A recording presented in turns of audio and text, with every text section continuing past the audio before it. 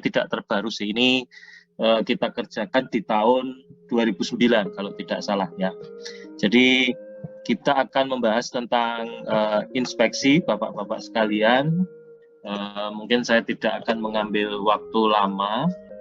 Jadi inspeksi itu adalah salah satu bagian yang penting dalam sistem manufaktur. Artinya bagian yang penting itu artinya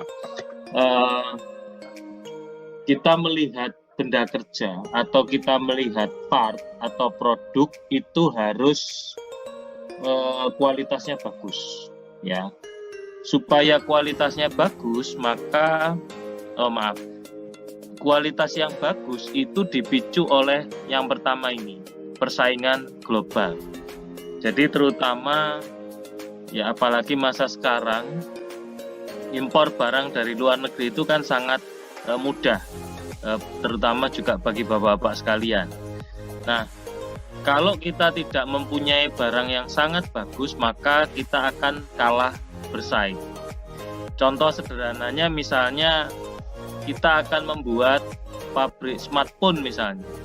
Wah, jelas kita akan melawan raksasa-raksasa smartphone yang sekarang sudah canggih-canggih dan itu berat ya. Nah, sehingga yang namanya industri itu harus punya daya saing yang kuat, competitive advantage yang kuat. Nah, competitive advantage itu menjamin bahwa kualitas produk yang dihasilkan itu sangat bagus ya. Jadi jelas kita akan sulit jual barang kalau kualitasnya kalah dengan para pesaing kita. Nah, kemudian ini adalah faktor pengendalian kualitas. Nah, jadi waktu itu ini sekarang mahasiswanya sudah bekerja di Petrokimia Gresik, Mas Gary.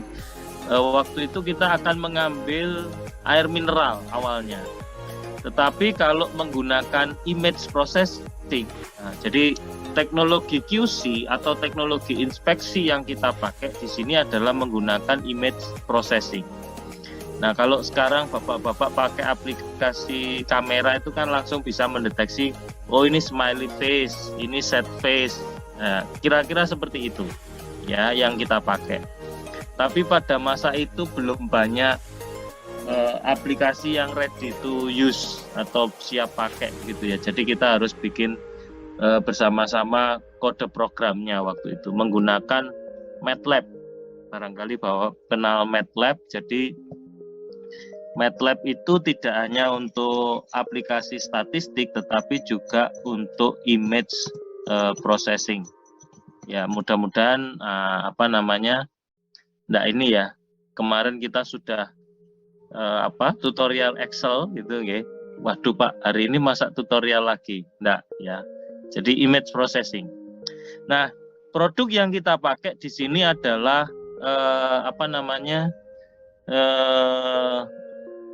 UC1000 ya. UC1000. Saya juga nggak tahu kenapa kok nama produknya UC1000, kok nggak UC 1 million atau 100 dan sebagainya. Kenapa kita ambil ini? Karena larutannya warnanya kuning Bapak. Jadi sangat mudah dikontraskan dengan backgroundnya, ya. Jadi sangat mudah dikontraskan dengan background. Nah, jalan. Oke, jadi yang kita bandingkan adalah kalau bapak-bapak pernah main ke industri minuman dalam botol, itu dia dicek satu-satu dulu, ya. Sekarang mungkin makanya ini kayak ini ada background itu yang diberi lampu, Bapak. Jadi akan kelihatan, terus biasanya diberi garis. Nah, yang kelebihan, kekurangan tinggal diambil. Ya, itu yang manual. Tetapi problemnya dengan manual itu adalah problem dengan manual adalah ini. Jadi katanya Huber itu kalau manual, tingkat ketepatannya itu mencapai 60%. Ya, artinya ya ketika saya lihat mungkin Bapak pernah berkunjung ke Asia Tile atau pabrik keramik itu, operatornya nggak boleh duduk untuk ngecek keramiknya. Jadi berdiri, ngecek glazurnya itu, lapisan gilapnya itu, dia operated 2 jam, kemudian 1 jam istirahat. Loh, kok enak Pak kerjanya?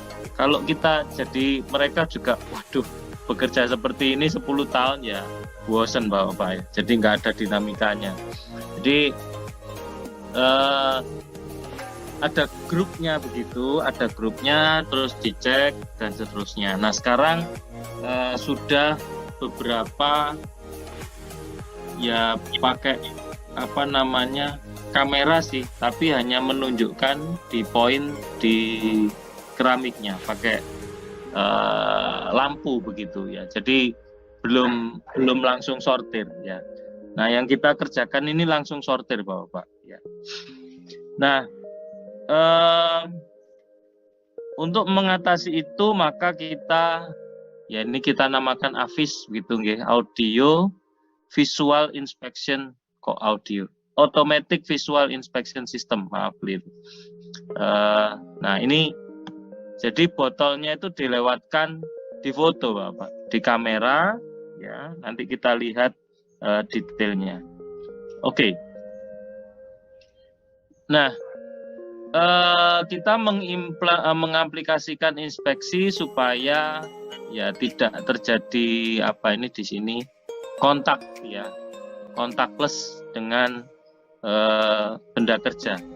Ini jauh sebelum COVID merebak ya. Jadi bukan masalah tetapi kalau operator itu kontak dengan part atau produk itu ada kemungkinan karena ini brittle mudah pecah, kemungkinan pecahnya kan besar ya.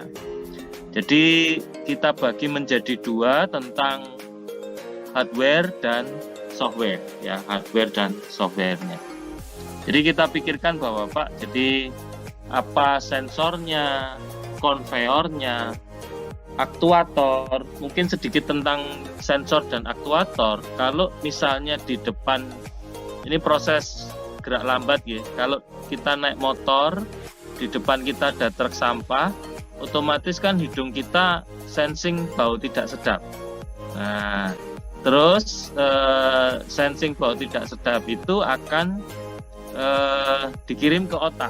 Otak itu di sini namanya microcontroller. Ya. Kemudian otak memerintahkan tangan untuk menutup hidung. Nah, itu proses kerja sensor hidung dan aktuator tangan. Ya, kurang lebih seperti itu, Bapak. Nah, perangkat lunaknya itu kita siapkan ada 7 tools of quality. Waduh, ini adalah bagian dari QC, Bapak-bapak. Jangan khawatir ya, bagian dari QC. Kemudian root cause analysis dan corrective action.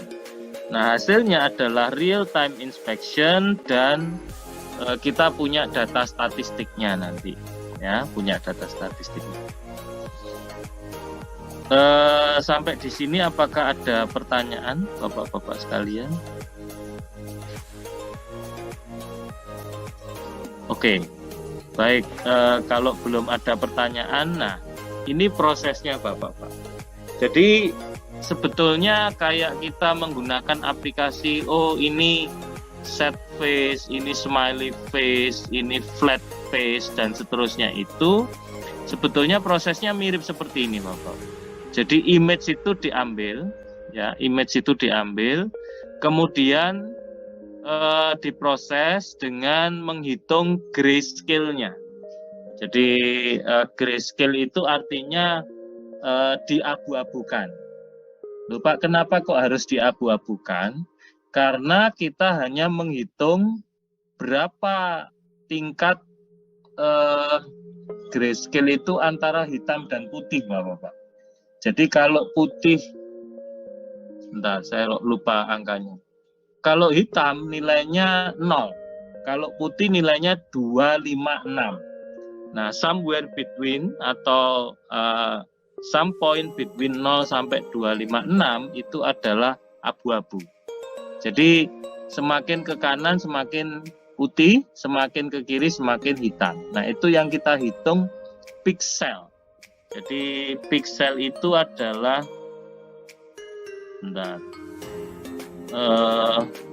pixel itu semacam kalau gambar itu kita kotak-kotak dibagi menjadi sangat kecil Bapak-Bapak sekalian. Jadi ini kan ada nilai, mudah-mudahan Bapak familiar, ada nilai RGB, red, green, dan blue.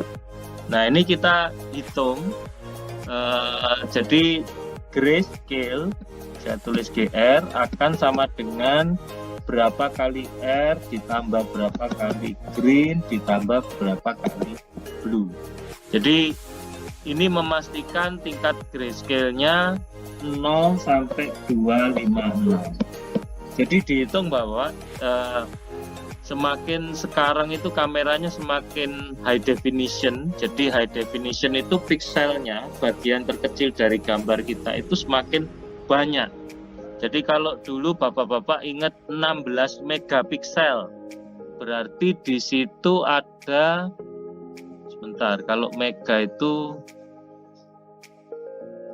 16 juta piksel. Jadi kalau dihitung satu-satu yang ini 1, 2 dan seterusnya 4 juta kali 4 juta kira-kira begitu ya. Nah ini kita dapatkan, kemudian kita bandingkan dengan, nah ini nanti ada prosesnya Bapak. Jadi ada noise removal, kalau misalnya backgroundnya itu ada blur-blurnya, feature extraction, kita hanya ambil gambar ininya, backgroundnya kita hilangkan. Makanya kalau Bapak-bapak lihat film animasi itu layar hijau yang dipakai, itu untuk memudahkan editing. Mohon jangan tanya saya kenapa warnanya hijau Pak, kok bukan putih atau hitam ya. Ternyata hijau itu paling mudah untuk di remove. Oke.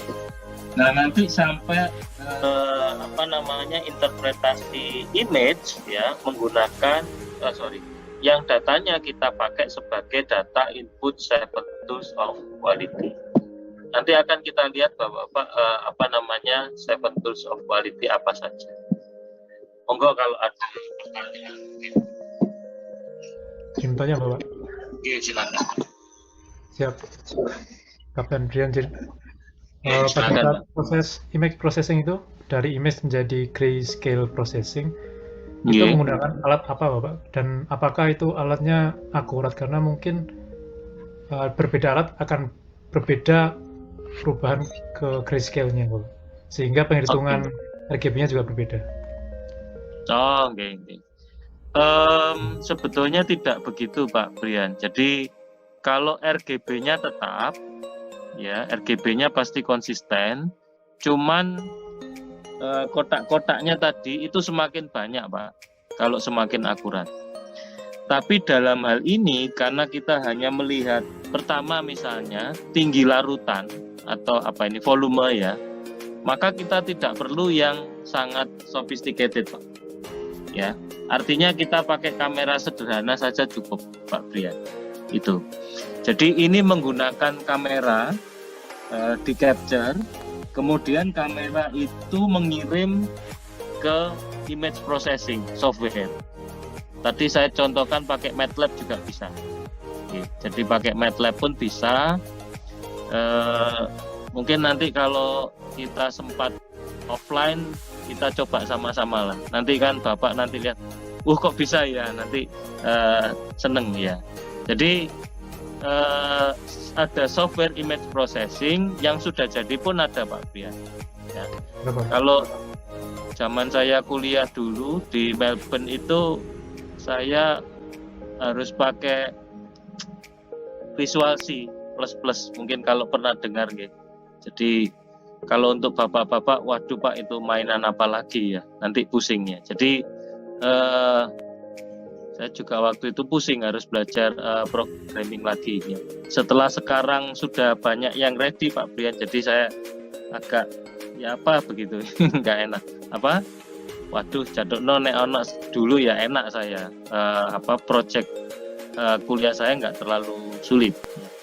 Jadi itu Pak Brian. Jadi image processing di Android Pak Brian kan mungkin pernah ya. Jadi kita lihat kalau kita foto kan ada detect smile itu Pak. Nah, kira-kira seperti itu Pak. Mirip seperti itu software. Jadi dengan perangkat apapun itu tidak masalah Pak, untuk perubahan. Tidak ada masalah. Enggak. Jadi kalau dulu kita harus naruh laptop di proses ini, nanti Bapak lihat. Tapi kalau sekarang sudah ada laptop mini, itu namanya Raspberry. Ya, Raspberry itu miniatur laptop, tapi bisa mengerjakan komputerisasi seperti ini. Itu Pak. Siapa Pak? Terima kasih Pak. Oke. Nah, jadi ada tujuan Bapak-Bapak real time inspection. Jadi real time itu ya saat lewat ya langsung diinspeksi. Nah, mungkin Bapak-Bapak yang dilihat ini adalah UC 1000. Sebetulnya yang kita kerjakan sudah banyak. Jadi misalnya waktu itu telur ayam. Jadi kita grading telur ayam grade A, grade B, grade C. Tapi berdasarkan image ya. Awal memang jadi kalau image processing itu diharapkan ke inspeksi-inspeksi yang relatif sederhana. Kalau inspeksi telur ayam itu kan yang penting dicek, biasanya kan pakai apa itu senter lampu. Oh ini ditetaskan, oh ini dimakan gitu ya. Jadi itu pakai lampu satu-satu. Nah itu waktu itu kita pakai ya karena pemikiran kita masih sederhana. Yang pertama pakai palet dilewatkan konveyor. Jadi telurnya banyak yang pecah waktu itu. Jadi konveyornya kadang terlalu cepat begitu nggih. Nah yang berikutnya kita kembangkan untuk telur bebek Bapak-bapak ya. Sama apakah ini ditetaskan apa di ini, tetapi kita jejer begitu. Waktu itu yang kita bikin 4x4. Sayang sekali alatnya sudah dibuang, jadi ya nggak enaknya kalau pergantian pimpinan kan yang di lama terus buang gitu aja, padahal itu sangat bagus untuk pembelajaran. Jadi 4x4 kita beri LED. Nah, itu kita hubungkan dengan kamera. Softwarenya tinggal nancepin laptop aja waktu itu. Yeah. Jadi kenapa kok real time? Karena ya sama dengan kalau bapak-bapak transaksi di ATM itu kan, kalau misalnya ngambil sekarang tercatatnya besok kan bapak pasti protes. Ngambilnya sekarang tapi uangnya baru keluar besok kan juga protes gitu nih. Jadi itu yang dimaksud dengan real time ya. Nah, kita mungkin akan lihat, jadi ya ini bukan pengakuan dosa ya. Jadi ini yang sudah kita kerjakan sebelumnya. Sebentar, ini kebetulan bimbingan saya semua. Jadi yang Mbak Kenny ini untuk cover buku Kenny Alcano ya. Jadi untuk ngecek cover buku. Kemudian Mbak ini Rosi Ariansyah, Mbak Kenny sekarang di Bandung, Mbak Rosi di Malang kalau nggak salah. Itu Mbak Rosi sebentar. Oh ini, bapak-bapak tahu botolnya Citra White. Nah, Citra White itu dalamnya kan nggak bisa dilihat ya. Jadi yang kita lihat adalah posisi capnya, posisi tutup, posisi label, sudah itu aja. Ini Mbak Rosi. Sorry. Yang Rizky ini menggunakan untuk ngecek dimensi tangan. Jadi kalau bapak-bapak belajar ergonomi, kita akan mengukur dimensi tangan dari orang-orang Indonesia misalnya. Nah, tangannya orang Indonesia kan bervariasi, mulai dari yang kecil sampai yang besar. Nah, itu digrafikkan. Nah, dulu umumnya pakai manual, pakai kayak meteran. Nah ini cukup tangannya ditempelkan di scanner. Waktu itu dia, Pak pakai ini nggak apa-apa, ya wis nggak apa-apa lah, kita nggak ada media yang ini. Kalau di foto kamera juga aneh, jadi kita taruh di scanner. Nah itu nanti kita kalibrasi bapak-bapak ya. Jadi ini sekian senti dan seterusnya. Jauh lebih mudah ya, berapa senti. Rasanya sekarang sudah ada yang sepertinya ada kalau cuma ngukur tangan aja. Nah yang sudah saya lempar ke teman-teman tapi belum terjawab itu adalah bapak-bapak pernah ngukur baju di penjahit gitu. Jadi kan kita diukur begitu, mohon maaf kalau misalnya yang diukur perempuan, yang ngukur laki kan agak sungkan begitu ya. Jadi kalau misalnya itu di foto begitu, thread langsung keluar semua ukurannya, mesin jahitnya otomatis, komputer numerical control misalnya, sudah bajunya bisa langsung jadi. Nah itu bukan cita-cita ya, ide yang sampai sekarang belum terwujud ya. Nah cuman pasti idenya butuh banyak tidak hanya uang mungkin, tapi banyak pemikirannya, agak sulit kan ya. Nah kemudian ini bapak-bapak, jadi yang saya contohkan ini hanya UC 1000. Yang sudah kita kerjakan juga udang bapak-bapak. Jadi kita bisa deteksi udang ini misalnya kepalanya hilang. Nah kalau kita ekspor ke Jepang itu udang nggak ada kepalanya, dia nggak mau beli. Jadi maunya utuh.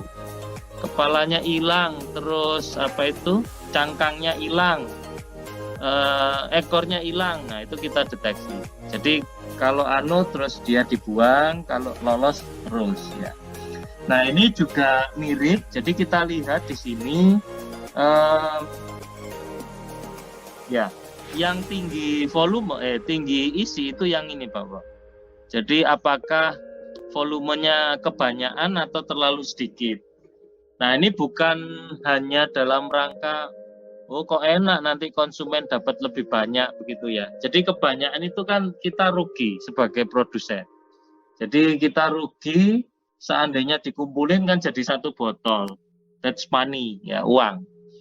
Nah tetapi di sini juga kalau misalnya trennya itu ternyata kok lebih terus berapa ya, 10 botol berturutan, maka kita stop produksinya. Kita cek kerannya, keran valve pengisian, jangan-jangan ada problem. Jadi manfaatnya QC itu di situ bapak-bapak. Instant problem. Jadi kalau ada problem itu kita bisa cepat untuk mengantisipasi. Jadi ini hal yang kita kerjakan ya. Jadi itu bapak sekalian. Monggo kalau ada pertanyaan. Ini selain label, kalau labelnya miring atau labelnya nggak sesuai, bukan UC 1000 misalnya Coca-Cola, posisinya salah, nah ini kita deteksi.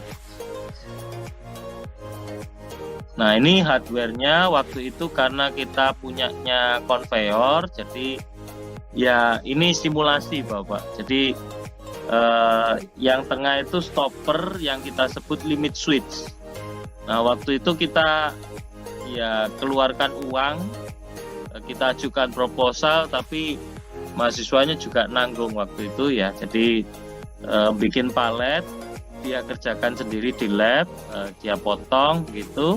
Terus tengahnya itu kok ya pinter diakali pakai paralon. Jadi paralon dipotong, dilem supaya botolnya tidak goyang-goyang. Nah ini sebetulnya modifikasi bapak. Kalau di pabrik itu sudah ada konveyor yang kecil dan pinggirnya kayak ada pagernya supaya botolnya tidak jatuh. Ini kameranya waktu itu pakai webcam saja sudah cukup sebetulnya. Nah ini bapak gambaran umumnya. Jadi botolnya baris tek begini ya. Mungkin bapak-bapak ketawa, ini backgroundnya kok pakai gabus pak, putih ya. Jadi supaya bisa kontras ketika difoto dengan ini kameranya kita kita taruh webcamnya di sini.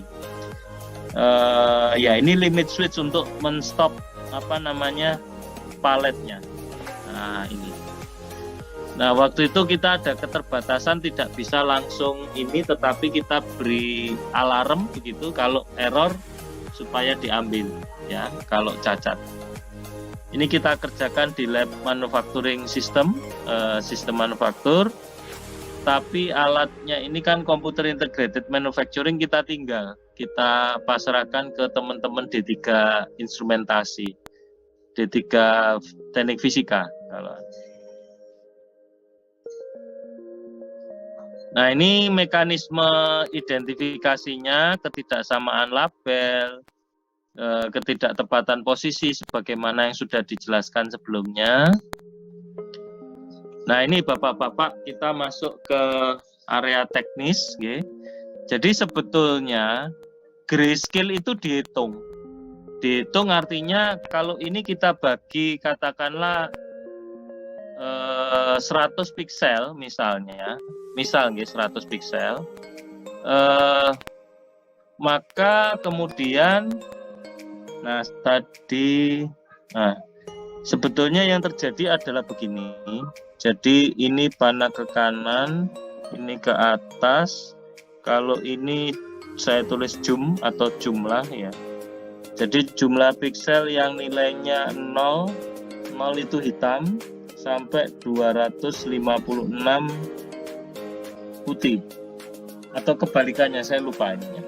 Jadi di antara itu kan pasti abu-abu gitu Bapak. Jadi itu dihitung sama software-nya. Kita tidak perlu hitung sendiri Bapak.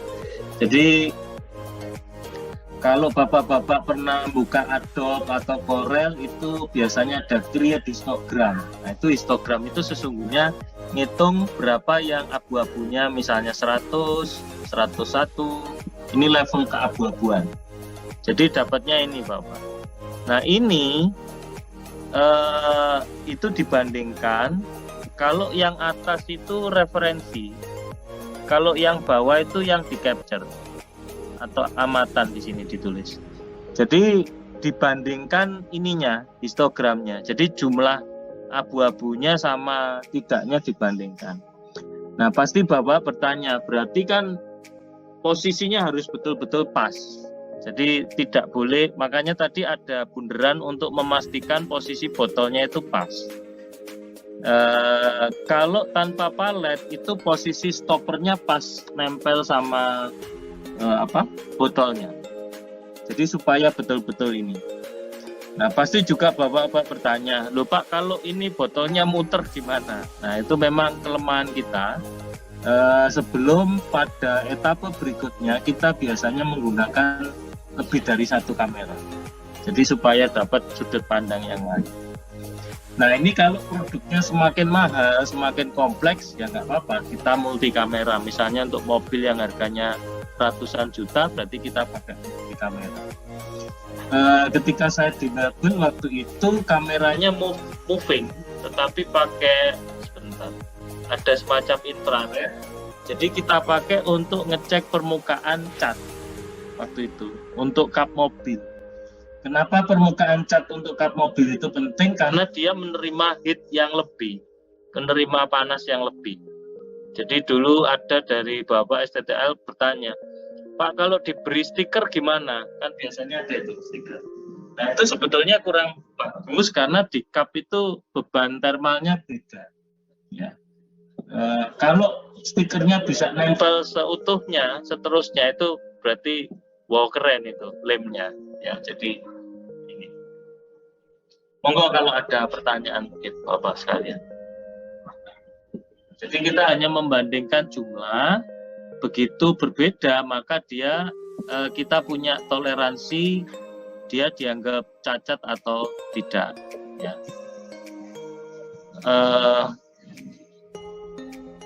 Ini ketidaksamaan label. Nah ini teknisnya Bapak-Bapak. Jadi ada hitungannya per. Nah jadi kalau di sini dari histogram sebetulnya kelihatan beda. Ya. Jadi yang ini ada dominan di warna ini, di referensi, yang ini tidak. Ya. Jadi ini dihitung Tidak kita yang ngitung, kita masukkan program di software. Ya.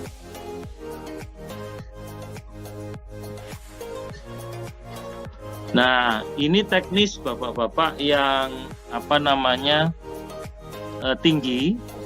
Jadi sebetulnya ada matriknya, ada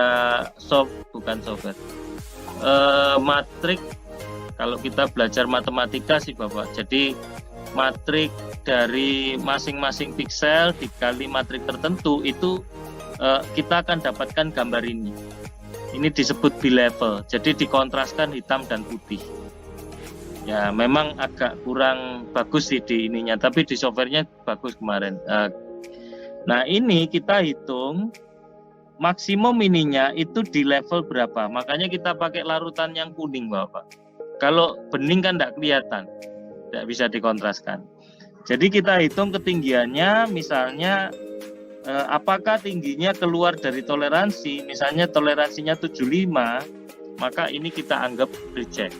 Ya, ini namanya bukan edge detection. Kalau edge detection itu mendeteksi pinggir. Jadi edge detection itu biasanya untuk mengidentifikasi objek. Jadi sebetulnya image processing ini sangat menarik, Bapak. Jadi kemarin saya coba anak-anak untuk bikin proposal deteksi bibir untuk sakit tidaknya orang. Jadi pucetnya seberapa dan seterusnya itu bisa. Ya. Ini untuk isi. Kalau ini posisi label, ini ada dua, jadi ada kemiringan sama ketinggian. Ya, jadi mohon maaf ini ada bahasa program yang mungkin saya nggak jelaskan, tapi paling tidak diketahui Bapak-bapak bahwa kita ingin menghitung paling kanan itu di posisi berapa, paling kiri posisi berapa. Kalau tidak sesuai koordinatnya kita anggap error begitu. Ini juga sama Bapak-bapak. Kalau ini kemiringan label, jadi memang agak sedikit rumit ya. Jadi ini. Tapi jangan khawatir, itu kita cukup deteksi saja. Saya juga tidak akan memberi penugasan Bapak-bapak untuk ini ya. Jadi cukup tahu saja ya bahwa ada teknologi yang seperti ini. Mungkin juga bisa Bapak-bapak pakai kalau misalnya kita latihan tembak atau panah begitu. Jadi kita foto misalnya yang kita supervisi, yang kita mentori itu. Nah, oh ini tangannya baunya kurang lurus berdasarkan software ini. Jadi kita tidak berbasis pengamatan tetapi sudah gambar. Nah, mungkin ada yang tertarik mengembangkan itu ya, monggo. Nah, ada pertanyaan kah? Siapa izin Bapak? Izin tanya. Iya, silakan. Untuk image processing sendiri, apakah bisa mendeteksi dari cairannya UC itu tersendiri, Bapak? Misalkan cairannya terlalu kental atau terlalu pekat atau terlalu encer, begitu, Bapak. Jadi mungkin kuningnya berbeda. Oh ya, ya. Nah itu harus ini Pak, tidak bisa langsung karena kita kan rely on gambar nih. Jadi pengetahuan kita Pak. Jadi knowledge sebelumnya itu, oh kalau kekentalan sekian itu warnanya ke arah sini, kalau tidak ke arah encer agak bening begitu ya. Itu bisa Pak kalau seperti itu. Siapa Pak? Oke. Jadi ini sama dengan bibir tadi Pak. Jadi kalau pucat atau wajah, misalnya wajah saya ini pucat, oh berarti agak sakit begitu ya. Jadi itu bisa berdasarkan prior knowledge ya. Siapa Pak? Jadi prior knowledge-nya itu penting Pak. Nah, telah sampailah kita pada saat yang berbahagia Bapak-bapak sekalian. Jadi ini tentang statistiknya. Kita namakan 7 tools of quality. Jadi ada check sheet, ada Pareto, ada histogram. Histogramnya berbeda nggih Bapak. Jadi ada scatter, control chart. Jadi kita mulai dari control chart saja. Yang lain nanti Bapak-bapak monggo membaca. Jadi control chart itu setiap botol yang lewat itu dicatat. Oh, tingginya 75, berikutnya 76, 77, balik lagi ke 74, 73 dan seterusnya. Semakin random, maka proses ini semakin bagus. Tapi kalau dia ada tren 74, 75, 76, ketinggian apa tadi? Isi, berarti kan ada yang keliru di valve kita, di pengisian cairan. Nah, itu kita take action. Nah, software bisa mendeteksi itu. Ya. Jadi gambarnya kemudian ada, sebentar, control chart. Oh, nah ini Bapak ya. Jadi sebentar, inspection result. Ini similarity-nya kebetulan pas 100% semuanya ya. Jadi bagus. Ini ada berbedanya Bapak, kemiringan label. Nah, kalau ini kan masih acak nih. Jadi kalau semakin enggak similar, semakin misalnya di atas angka 100, itu berarti kita stop. Kita cek mesin pemasang labelnya. Jadi kira-kira itu Bapak. Jadi tren nilai ini itu kalau kita gambar di grafik itu disebut sebagai control chart. Apa ya bahasa Indonesianya? Peta kendali control chart. Itu di teman-teman QC sangat terkenal.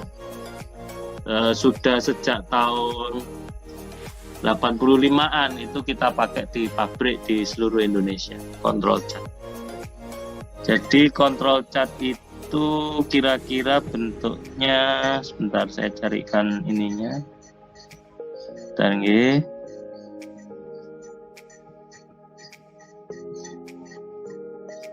Nah, ini kira-kira diagram alirnya perlu, kalau on control berarti nggak ada masalah, kalau tidak kita cek gitu. Nah, nanti kita juga data jenis-jenis cacatnya apa saja, kita statistikkan. Bentar, kita langsung jump ke control chartnya, mudah-mudahan ada pokok Pareto, histogram, scatter. Sebentar nggih Bapak, terlalu jauh kalau ini.